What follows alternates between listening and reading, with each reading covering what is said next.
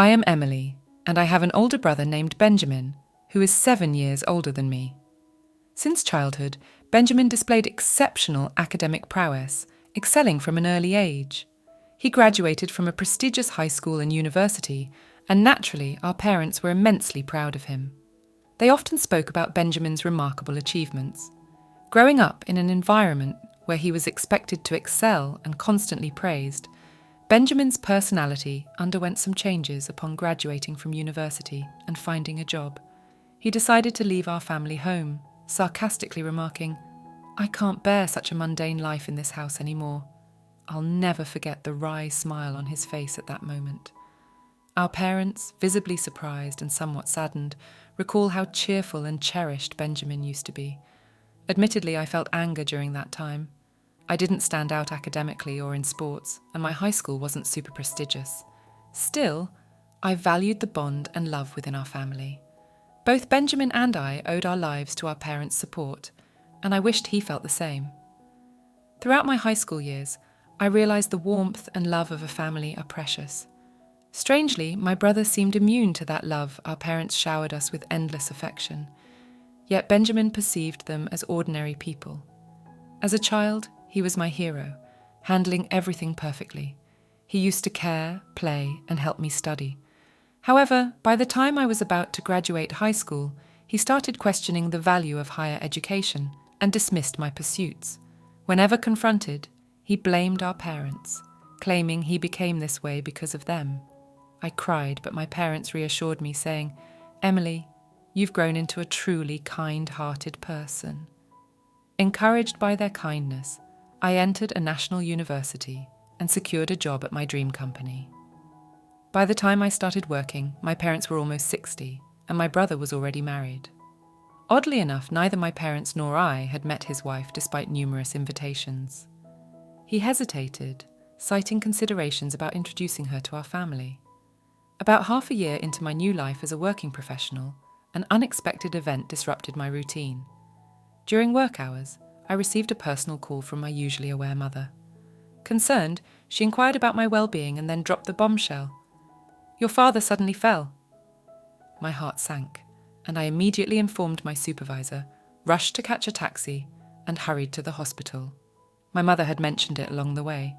As I made my way to the hospital, my mind was filled with repeated hopes and prayers for my father's well-being. Upon entering the waiting room, a heart-wrenching scene unfolded. My mother, tears streaming down her face, greeted me with visible distress. "What happened, Mum?" I asked, settling beside her with a heavy heart. The morning had started like any other, and the sudden turn of events left me unable to process the unfolding situation. Words poured out of me, one after another, seeking answers. After a pause, my mother quietly uttered, "Your father has been diagnosed with cancer." The revelation hit me like a tidal wave, causing time to momentarily stand still. The shock, surprise, and anxiety within me spilled out in my voice as I questioned why. Taking a deep breath, my mother began to speak with a tone laced with sadness. "It's stage 4. The cancer has spread to the bile duct, and they said it's hard to remove it all." Her tears flowed uncontrollably, and I struggled to find words as I listened, grappling with the weight of the news. Seeking a glimmer of hope, I asked, "What treatment will be done next?" My mother nodded somberly, and after a brief pause, the attending physician entered to explain the detailed condition and treatment plan. The reality of my father's illness had surpassed expectations, with confirmed metastasis to other parts. Even if they operated, there was a significant risk, and success couldn't be guaranteed.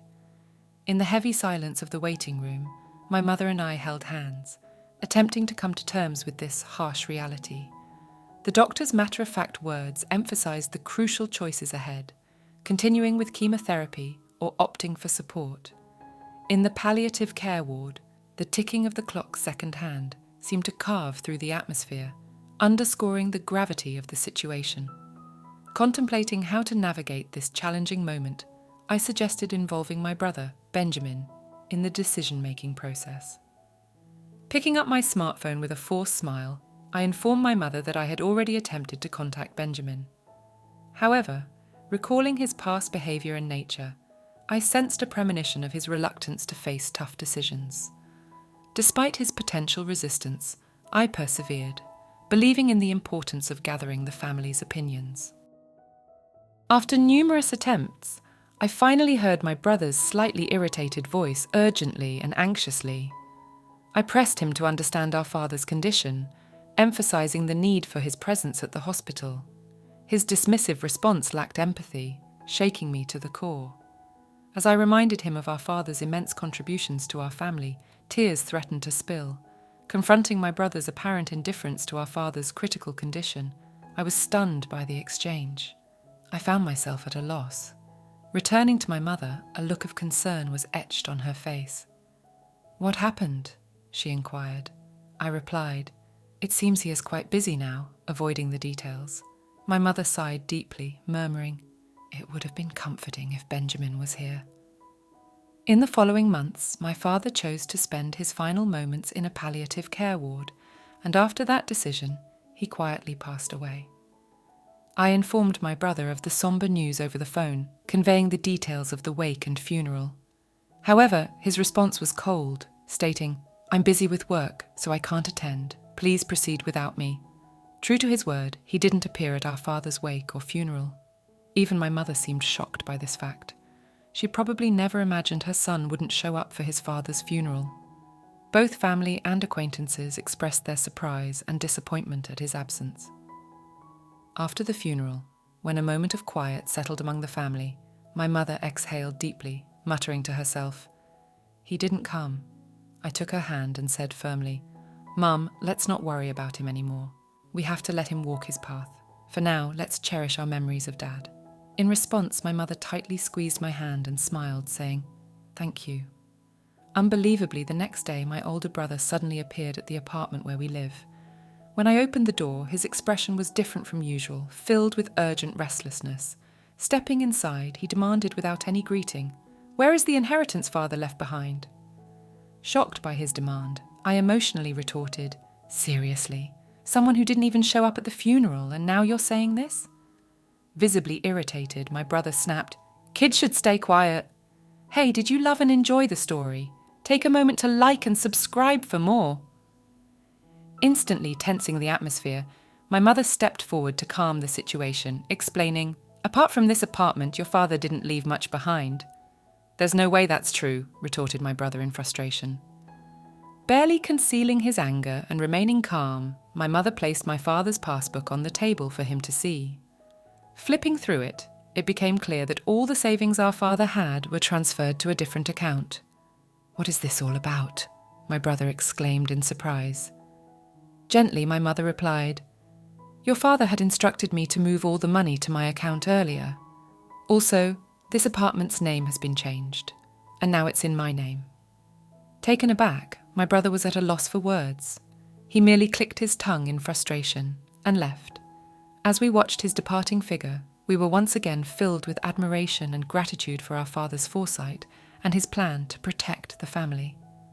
A few months later, my mother suddenly fell, and she was immediately taken to the hospital. It was completely unexpected, and the family was filled with shock and concern. The diagnosis revealed that she had pneumonia, and it was in a more advanced stage than we thought. I recalled that she had been coughing slightly lately, and when she visited a small clinic, the diagnosis was a minor cold. Relieved by this news, we didn't think much of it. However, more detailed examinations at a major hospital revealed a much more severe condition, giving her only about 3 months to live. Hearing this news left me speechless, as it seemed unimaginable, especially considering how healthy she appeared. Tragically, just a few days after the 3-month mark, my mother quietly passed away, leaving a space filled with indescribable stillness and sorrow. Filled with guilt and grief, I questioned why I didn't notice sooner and why I didn't take her to a bigger hospital immediately. Even after learning about my mother's pain, there was no sign of my brother coming to our house. My aunt, my mother's sister, and I handled the arrangements for the wake and the funeral. Understandably, my brother's absence was a significant shock for my aunt, just as it had been during our father's funeral. However, expecting or saying anything to my brother felt meaningless given his past actions. A few days after the funeral, as my aunt and I were sorting out the heirloom, my brother appeared again, accompanied by his wife, whom we were meeting for the first time. He bluntly inquired about our mother's inheritance, assuming she must have left something. Shocked and dumbfounded, my aunt stared at him in disbelief. The most astonishing part was that beside my brother stood his wife, my new sister-in-law, who neither met our eyes nor greeted us. She just stood silently next to my brother. Even more shocking was that my brother didn't even visit our mother's grave. Trying to maintain calmness, I suggested, "Brother, please, at least pay your respects to our parents. Visit Mom's grave." However, he responded dismissively, "Does that even mean anything?" He quickly followed up with, "By the way, how much of Mom's inheritance is left?" At that moment, my aunt's expression changed drastically. In a voice filled with anger, contrasting with her usual warmth, she sternly admonished Benjamin. "How can you think of such things at a time like this? Emily is managing the funeral on behalf of both of you, putting in all her effort. Shouldn't you act with a bit of gratitude, thinking of your parents?" However, my brother completely ignored our aunt's anger, responding dismissively, "Auntie, it's none of your business. Don't interfere." With demands made by both my brother and sister-in-law, the atmosphere in the room became cold and tense. Behind my brother, his smiling sister-in-law remarked, "Of course, I remember your name, Emily. Do you plan to keep all of your mother's inheritance for yourself?" "Sorry, but we can't allow that. This apartment is so lovely. I think it's perfect for us." I never imagined that my brother and his wife would make such audacious demands. "Why should I have to leave for the sake of both of you?" I asked, my voice quivering. Undeterred, my sister-in-law continued, "This apartment has just been renovated, and its location is amazing. It's close to the station, and there are plenty of shops, so we'll be living here." My anger reached its peak, and I couldn't hold back. "Big brother, all you care about is the inheritance. What are you thinking?" Turning away, my brother let out a heavy sigh, remarking, "Such vulgar behaviour. Do you think raising your voice solves everything? We'll be back here in 3 days. Have everything ready to move out by then." With those words, their intentions became crystal clear. A mix of my anger and sadness bubbled up, and I couldn't stop my tears from flowing. However, this wasn't just a one-time event. Determined, I wiped my tears. My aunt gently tapped my shoulder and handed me a letter. The delicate handwriting of my mother adorned the envelope's surface. "What's this, Auntie?" I asked, carefully opening the envelope. "Your mother entrusted this to me for a just-in-case scenario. She told me to give it to you at the right moment," my aunt said, tears forming in her eyes. Unfolding the paper inside, my mother's beautiful handwriting filled the page. "To my precious Emily, if you are reading this letter, it means I'm no longer in this world. I'm truly sorry for our parting." Warmth filled my eyes, and tears began to flow. "You might have Benjamin visit the house concerning the inheritance, but don't worry. Everything that your father handed down to me is now yours." I was at a loss for words. I had no idea my mother had thought this far ahead and prepared everything in advance. "I'm sorry for suddenly leaving you alone, but I'm at peace because I've seen how much you've grown into a wonderful person. While learning is essential, it's not everything. The kindness and compassion you learn through your interactions with people are what I believe holds the most value.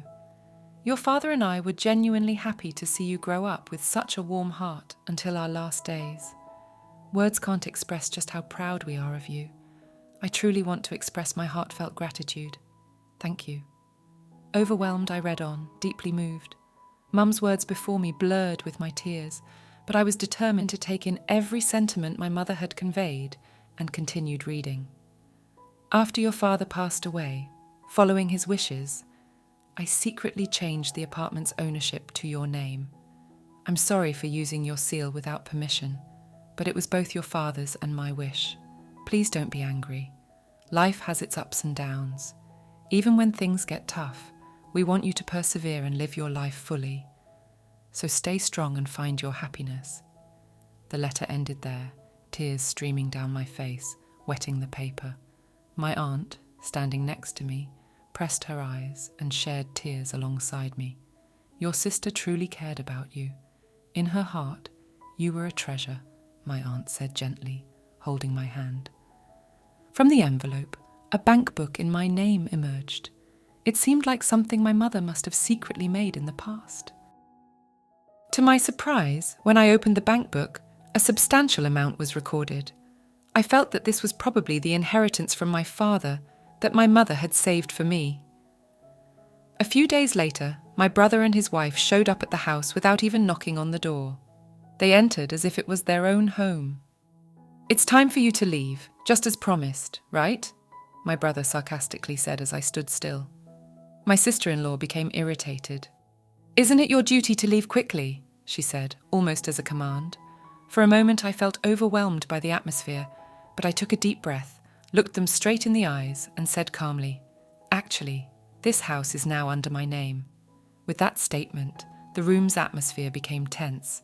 My brother and his wife looked at each other, exclaiming, "What? What kind of joke is this? I'm the eldest son. I should inherit the house, right?" Shaken, my brother said beside him. My sister-in-law stared at me, saying, "This is the first I've heard of this." However, I had decided to state the facts. "The house and the inheritance are all managed under my name, so there's nothing to divide," I stated firmly. My brother frowned. "Then hand over half of that inheritance to us," he demanded. But I questioned, my face turning red. "This money was left for my future and to ensure that I take care of the house. You always looked down on me and now you're asking for money. What changed?" Surprisingly, my sister-in-law exclaimed, "Wait, what is this? This isn't what we were expecting." From what I gathered, my brother recently faced significant trouble at his job and was subsequently fired.